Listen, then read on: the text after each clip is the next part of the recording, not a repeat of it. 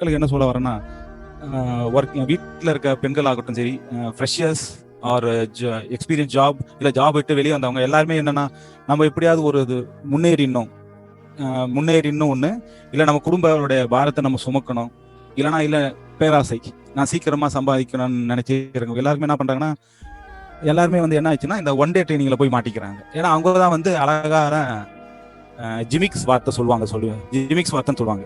எப்பவுமே இந்த சமூகத்துக்கு என்னன்னு வச்சுங்களேன், உண்மையை சொன்னா பிடிக்காது.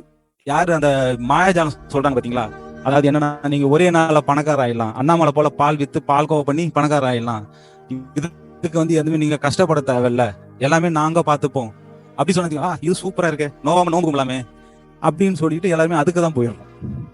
அது வந்து ஒரு கேட்டகரி. சில பெண்கள் ஹவுஸ் ஒய்ஃப் அவங்களாம் வந்து வீட்டு கஷ்டத்தை மீறி நம்ம எப்படியாவது சம்பாதிக்கணும்னு நினைச்சு அவங்களும் பாரபட்சப்படாம, அவங்களுக்கு எந்த இதுவும் கிடையாது, அவங்க பாரபட்சம் எனக்கு காசு வந்தா போதும் தான் பாக்குறது, அவங்க அது போல பண்ணிடுறாங்க.